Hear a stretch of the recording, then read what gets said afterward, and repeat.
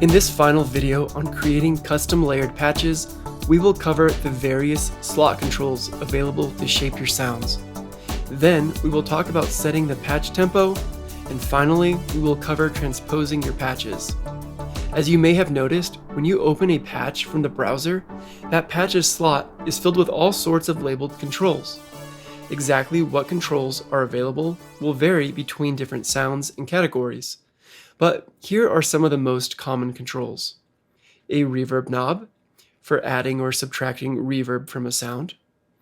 A big and soft button, for making sounds more bold and pronounced, or softer and more mellow. An octave/chord button, for turning on or off either the octave or chord effect, as specified by the octave/chord parameter text control below that button. Actually, this is such a powerful and commonly used control, so I want to highlight it a bit before we continue. While the octave/chord text control is set to octave, turning on the button will add an upper octave note to whatever note or notes are played.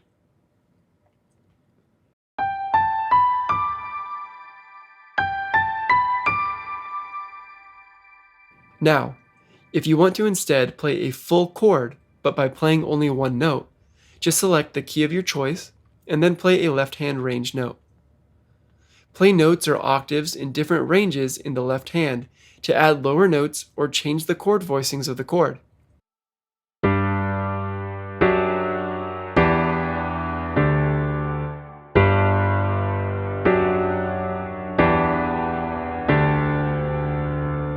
Also, some sound categories will allow you to play notes like regular that are above the left-hand trigger notes.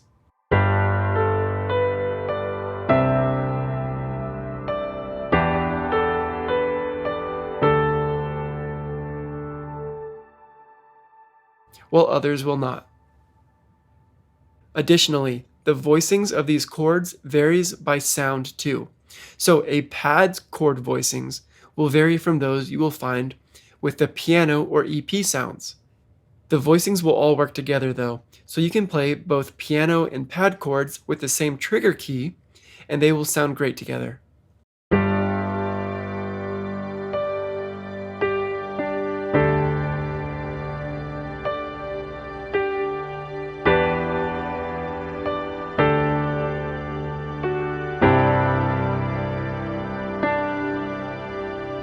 The sound-specific voicings are meant to complement each other and fit the type of voicings you would traditionally play with that specific type of sound. Just make sure that the keys match if you are using multiple slots with the chord effect turned on. For example, you wouldn't want to have your piano play in the key of G, but your pad play in the key of B.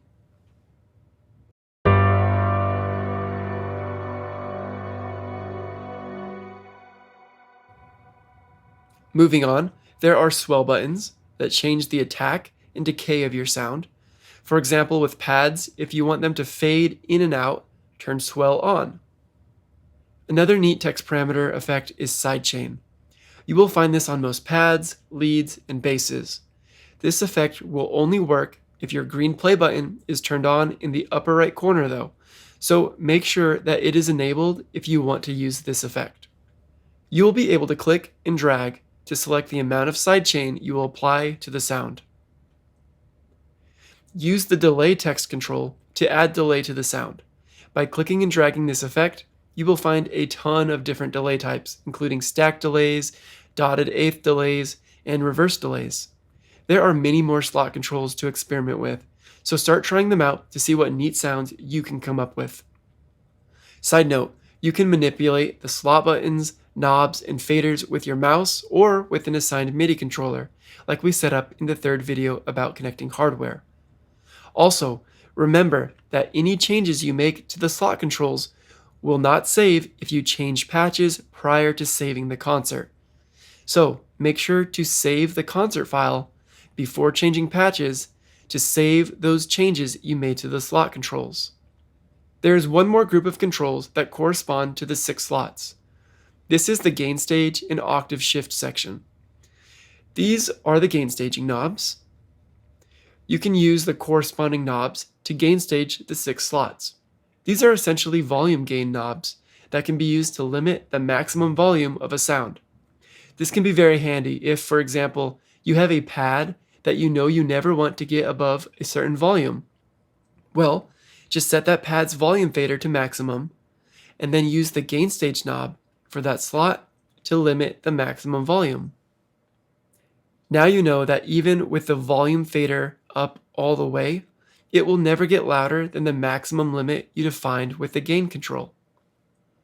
Now let's move on to controlling tempo. There are 3 ways to set the tempo of a patch.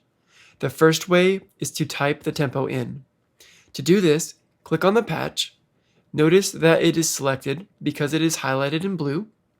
Now look at the inspector area and select the Attributes tab.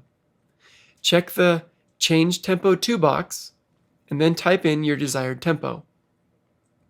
If you would like, you can also check the Has Time Signature box and input your desired time signature. Method 2 to change the tempo is to use the tap tempo control to tap in the desired tempo. Just click the tap button or use a mapped MIDI controller to tap in the tempo. Tap on every downbeat and the tempo will change to an average of that tap rate. Method 3 is to use the dial control to change the tempo.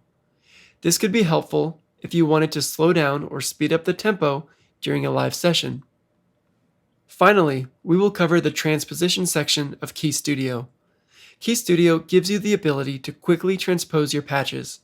By default, everything is set to play in G and hear in G. If both the play and hear keys match, then no transposition is actually taking place.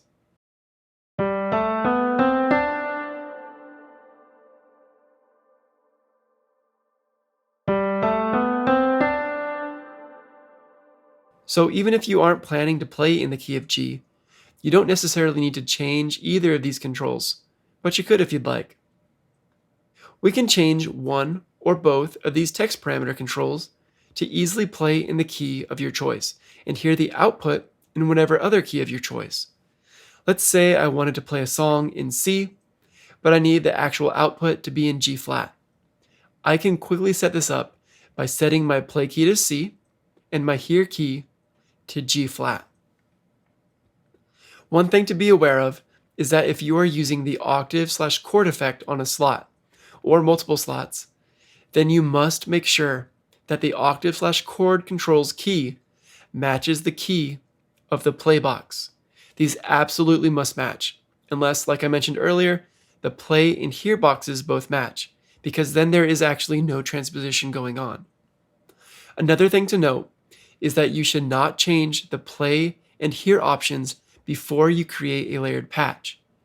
Always change the play and hear text controls after you have created your new layered patch in order for it to function correctly.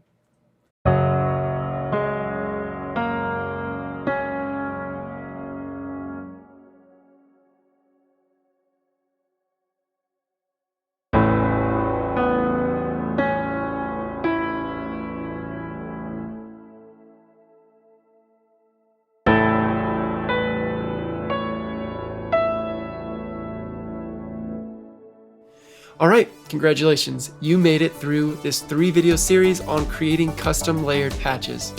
Have fun coming up with awesome patches. Make sure to check out the video on sharing patches with the community. I'd love to check out your work and hear any cool patches that you come up with. The next video will show you how to use the pad player to generate an ambient pad behind your playing. It's a short video, but it can add so much to your playing. When you're ready, I'll see you over in that video.